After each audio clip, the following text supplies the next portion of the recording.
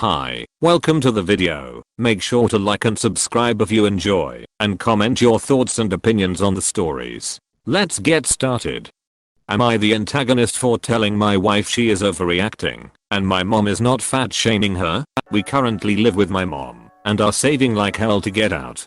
But we had some huge setbacks, and she was our only option. My mom and my wife do not get along at all. My mom did imply she was fat one time while wedding dress shopping, and I lost my mind on her. I'm talking she was almost uninvited to the wedding. My mom and I got into a fight 3 months ago, and she hasn't spoken to me since. She told us to figure out our own food and we weren't to touch anything she cooked. This applies to both of us. Honestly, it is hard because we don't feel comfortable in her kitchen, and we do get a bit jealous because their food is amazing.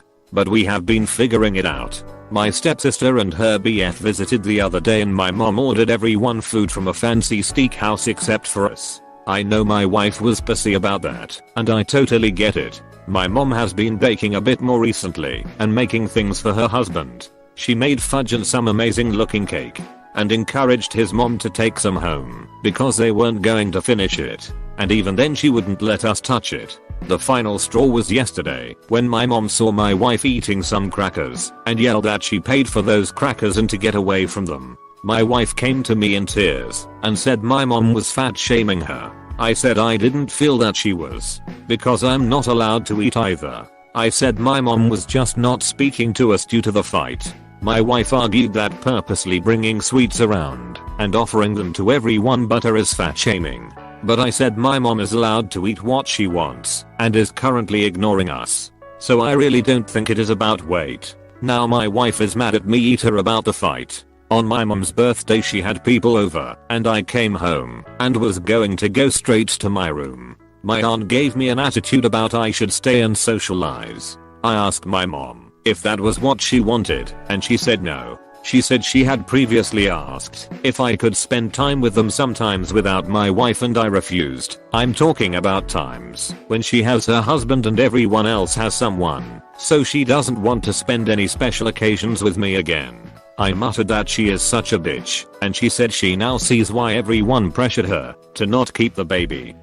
I told her that she chose to keep me, so she isn't a victim and no one feels bad for her. And she started yelling about how, if she could have predicted this, she wouldn't have kept me. I'm going with you're the asshole, because I find it incomprehensible that you haven't understood the point yet. Since the wedding dress shaming occurred only 3 months ago, I must admit that I'm speculating. Actually, I can appreciate your mother's perspective. It is not desirable to have a quiet treatment dispute at home. Comment by team member Cody. Now for the top comments. Info: you got into a fight with your mom 3 months ago. Why? Also, while you're living with her, are you paying rent, cost of living like utilities? If you were sharing food at some point, were you reimbursing for it? How about household chores like cleaning? Sounds like we really need more information here, and that there's stuff being left out. On my mom's birthday she had people over, and I came home, and was going to go straight to my room. My aunt gave me an attitude about I should stay and socialize. I asked my mom if that was what she wanted, and she said no. She said she had previously asked if I could spend time with them sometimes without my wife and I refused. I'm talking about times when she has her husband and everyone else has someone, so she doesn't want to spend any special occasions with me again. I muttered that she is such a bitch, and she said she now sees why everyone pressured her to not keep the baby. I told her that she chose to keep me, so she isn't a victim and no one feels bad for her. And she started yelling about how, if she could have predicted this, she wouldn't have kept me. She told us not to pay rent and just save. When I have offered them money, her husband pitched a fit about he doesn't need shit from anyone, and he can take care of his own wife/house. We don't clean, because she doesn't want us in common areas, and she pays someone to do most of the cleaning. So she only does minor day-to-day things. We were buying our own food except for dinner, which she seemed fine with before the fight. That's a tough one. No, you're not the a-hole for saying your mother isn't fat shaming your wife. She really isn't. You two should read the room though. She doesn't want you there. Move out. For yours and your mother's sake. Everyone will be happier. And maybe you'll manage to rebuild the bond with her someday. And don't eat her food. You've got shelter. Don't cross the obvious line. The rules are simple. Am I the antagonist for not helping my parents buy my sister a baby shower gift we agreed upon? I'm a 34F. My little sister 28F is about to give birth to her first child in the next couple months, and we're all ecstatic. My sister has a baby shower coming up at the end of this month. She has several things already, but is lacking major things like a crib, stroller, diaper bin, etc. I would consider her the GC. She's never worked a day in her life. From her car to her expenses to her wedding to the home she resides in, it was all paid for by my parents. Yes, she is spoiled, can be a very big brat at times, but I love her. While it has caused some tension among our siblings, because we didn't receive the same treatment, I honestly appreciate being independent, so there's no jealousy on this end. Parents are now retired though, so they're living on a budget. My sister is having a girl and I knew she mentioned wanting her to have a pink crib. I had my last 7 years ago and had a practically brand new crib in storage that could have been painted pink. Only she didn't want a used crib. Fair. My parents proposed us, me, and them, get her a crib, since my siblings were going to get her something else she needed. I'm in the medical field, so my shifts are all over the place. My mother states they'd found the perfect crib and that all they needed was me to send my half. I'm thinking maybe a couple $100. Nope. My half was supposed to be a little over 5K. I immediately tell her that I would not be providing such a substantial amount of money for a crib. For that price it better come with a nanny. She goes on to state that this is what my sister wants, and she deserves it. I asked would she be sleeping in this crib. This is a crib for her baby. It's a Lydian crib. Walnut W24kg. With tax it's a little over 7K. With the custom pink paint job that's another 1K. I've never heard of such. Am I out of touch? Is this how much cribs are now going for? The crib is nothing spectacular. It looks regular with a square shaped gold emblem on the front of it.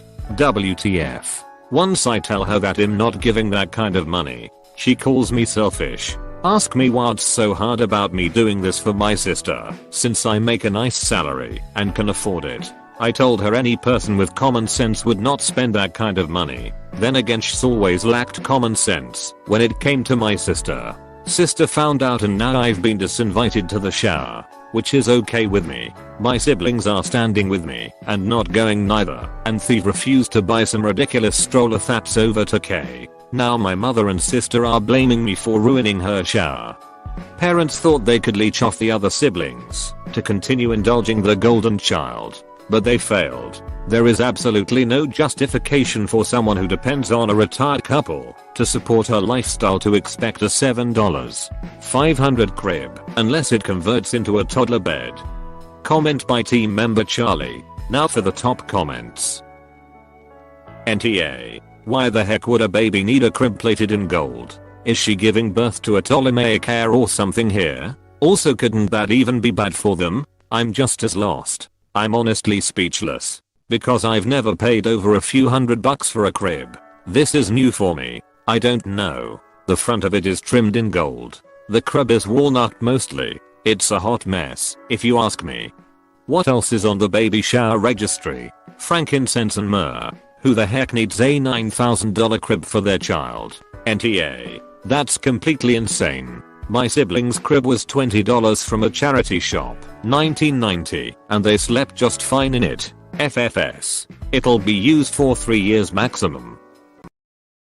Am I the antagonist for wanting to cancel my BFS day party because he complained about dinner last night? My 22F boyfriend, 20 male, had about 6 friends over last night for his birthday, and I cooked dinner for everyone. I love cooking, so I was happy to do it. I took a half day at work and was able to start cooking around noon and didn't get done till about 6:30. In between cooking I was able to clean the house and tidy up so that everything looked nice for when his friends showed up, which was at about 5:30 p.m. So I'm cooking, and him and all his friends were on the back patio drinking beers and having a good time. All was well. Everyone was happy. After everyone ate and then left, my BF seemed less than happy and went to our room. So I finished cleaning the kitchen, shut off the lights, got ready for bed, and finally laid down.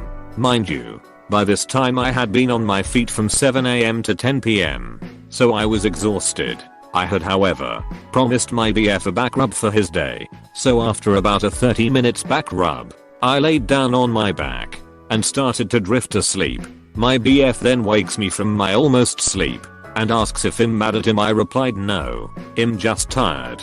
So he asked again. I then sat up and reassured him that I wasn't upset. I was just exhausted cause I had been on my feet since 6 AM. And that just cause him not being super affectionate doesn't mean I'm mad. He interrupted me while I was talking and says verbatim, "That's all I wanted today though, was just some love and attention, and you weren't giving me that at all."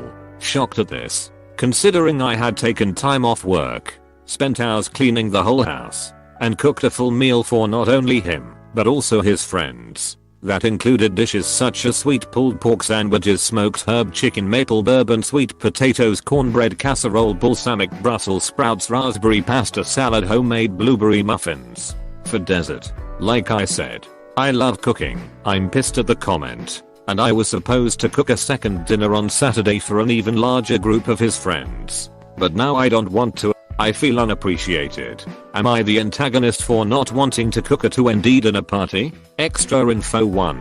I should mention that my boyfriend has severe stomach issues, so almost everything he eats has to be homemade.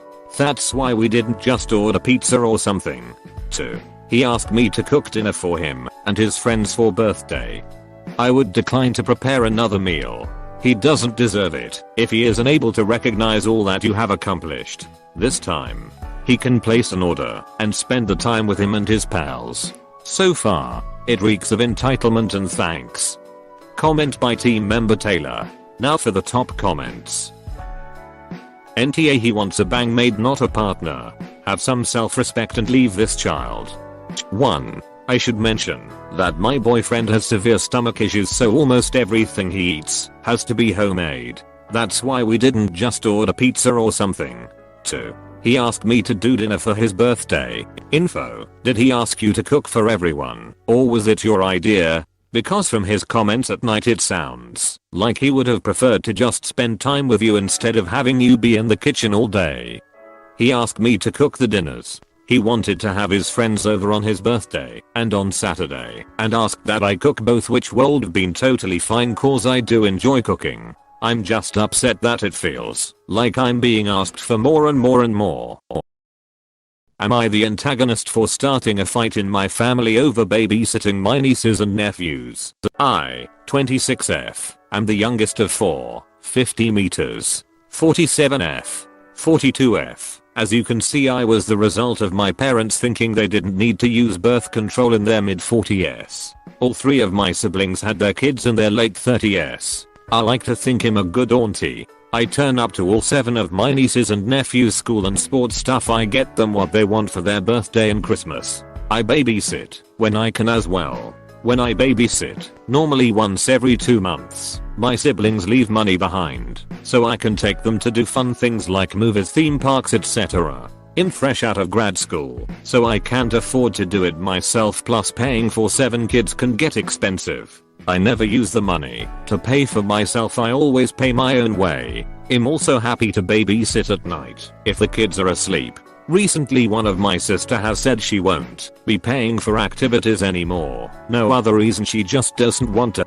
Her husband told my brother she doesn't want the kids liking me more than her. Fair enough, I said I'm happy to babysit at night if the kids are asleep, but just looking after them while they run around the house etc is my kind of hell. My sister wasn't happy about it and is expecting me to pay for her kids to do the fun thing I do with my other nieces and nephews. So I told her I just won't be babysitting for her at all if that's it stands. My brother agrees with me, but my other sister said I can't do that to the kids. So I should either stop doing the fun stuff with all the kids or pay for her 3 kids. My brother completely disagrees, and now it's started a heated debate within the family to the point my brother's wife said she'll pay, but my sister refused to accept the money from her. So am I the If your sister tries to hire a babysitter, they will charge her $25 to $40 per hour, plus more for watching more than 2 kids or overtime. If they are late getting home, they aren't your kids either. They should pay for the amusement if their parents want you to take them to the cinema. Comment by team member Taylor. Now for the top comments. NTA, this is just ridiculous. You are already babysitting for free, and now they expect you to not only donate your time, but also pay your own money to take their kids out to do activities? Nope. No. Absolutely not. Yeah. And I guarantee once she realizes most babysitters are going to expect both payment for their time and any activity fees to be paid, she's going to be back to beg up for it again. NTA, but your sister is a big one. WTH. It is astonishing that your sister thinks you should take her kids, more than one, I presume, and pay for them to do activities, some of which are not inexpensive. She is delusional.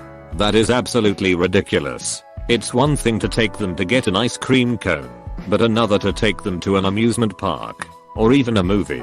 You don't have to do the same things with the kids from different families. There are different circumstances and you should be allowed to work within those circumstances. Fair doesn't mean the same. NTA. They aren't your children. Their parents are financially responsible for their own children. Am I the antagonist for talking to my kid? My son and I were flying home from vacation. My wife left 2 days earlier because of a work thing. He's young enough not to need a ticket and just sit in my lap.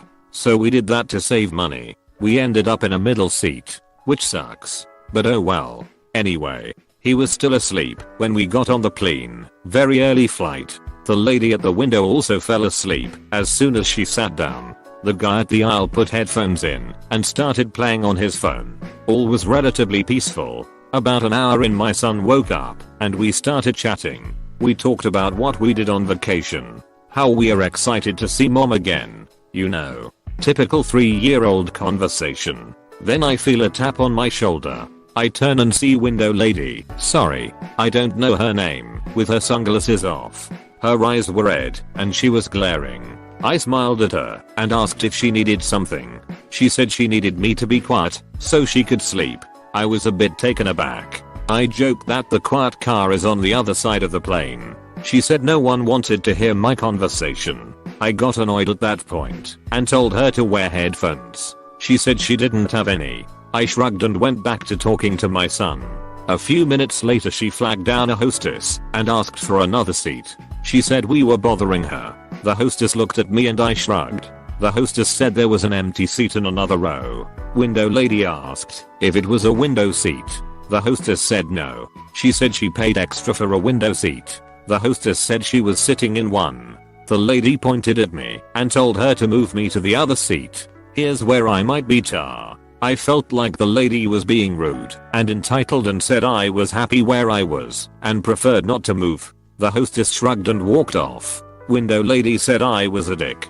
I said it takes one to know one and not to curse in front of my kid. She crossed her arms and turned away. I turned my attention back to my kid. Nothing else happened after that. When I told my wife later, she said that lady sounded awful, but I should have switched seats and not exposed our son to more potential conflict. Yeah, probably. But the lady had me steamed.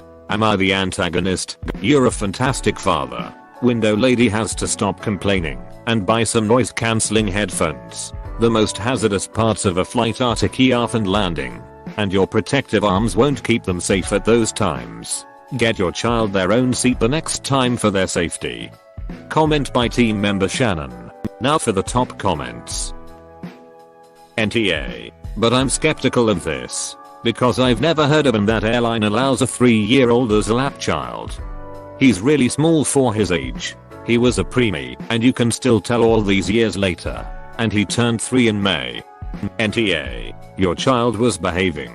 It's not your fault she's a light sleeper. She was given the opportunity to move and chose not to, so it couldn't have been that disruptive for her. She's not entitled to dictate orders to complete strangers to change seats because she'd prefer it. Edit. Spelling. NTA. Sounds like she was unprepared. What would she have done if there was a screaming baby on the plane? Also it's a plane, not a library. NTA, a commercial airlines is no different than riding a public transportation bus or train. You did the right thing. Seriously. Rule #1 of traveling is that you are not in control of your environment. So there's no point getting worked up about it. Am I the antagonist for not allowing family to visit my dying husband this weekend? My husband Larry, 65, is dying of cancer. Hospice was called in this past Monday and he probably has 4 weeks left. He was diagnosed last October with stage 4 NSCLC, but was given hope for 5 years with a new oral chemotherapy drug. When diagnosed, I told his family and asked that they please see, or at least call Larry on a regular basis, because there was no guarantee that this drug would work. 3 years is the average, but that means some will live longer, while others like Larry won't have much, if any, benefit. One of his brothers called and visited him 3 times when first diagnosed. The other brother made 1 call, and his daughter called once and promised to come up right away to see her dad. Granted, Alice does live an 8-hour drive away, but it's still doable. As the months wore on, and the ups and downs of his condition, I kept reaching out to his family begging that they come see him, to no avail. Just a note, no bad blood, no estrangement, just a lazy, selfish group of people that won't do anything that requires any effort on their part if it isn't something they really want to do. 4 weeks ago Larry went to the hospital and began deteriorating quickly. I called his brothers and daughter telling them they needed to come quickly if they wanted to see Larry again. I told them the exact quote I got from the doctor was, "You don't need to drop everything, but you need to get here in a week. If you wait for August you'll be too late." One brother visited twice during the 3 weeks he was in the hospital. The other hasn't even called. Alice claimed she was coming up right away, then would give an excuse as to why she needed to push her visit back by 3-4 days. Doing this repeatedly. So now he's home and on hospice. This week has been crazy. Nurses, social workers, deliveries of medical equipment and medicine from pharmacies. I've been fielding calls from family and friends. Plus I'm dealing with the emotional and physical drain of being a caregiver. His brothers and daughter want to visit this weekend, and I said no. I'm not up to it. I'm exhausted. The house is a mess, and they had months to visit, and they decided it wasn't a priority. They are mad and I don't care. Am I the antagonist? Edit. A number of people have asked, what does Larry want? Truth is, I don't know. He's sleeping at the moment. However, on Sunday he was apparently having a bad day and said he wanted to talk. He told me that he loved me dearly and our 20 years together have been the happiest of his life. He also told me to tell his brothers and Alice goodbye for him. He also said he was at peace. Earlier, while still in the hospital, I had told him Alice was coming up, but would later have to tell him she was delayed. Each time I told him she wasn't coming after all, I could see his disappointment. What if I told him his brothers and daughter were coming to see him, and one or more was a no-show? They don't have the best track record. According to a hospice nurse, providing care in this state is exceedingly challenging. She advises that it is crucial to accept assistance and take time apart from him. Larry wouldn't be able to handle multiple visits, so unless he specifically requests his siblings or daughter, I think you should keep them away. Comment by team member Alex. Now for the top comments.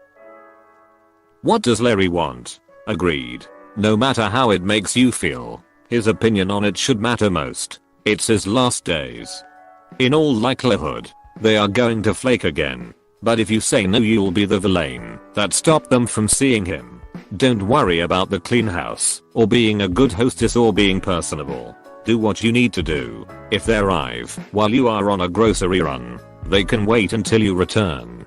I'm sorry for all the stress you are under. Best wishes to all of you.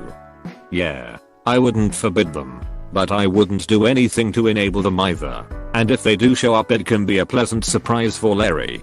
NTA, okay, you have hospice in now. It's time to start using it. I'm the caregiver for what is now my 3rd family member. The past 11 years it has just been me. We had hospice in for all of them. Respite care for the caregiver, you need it. You need a break. You need to breathe.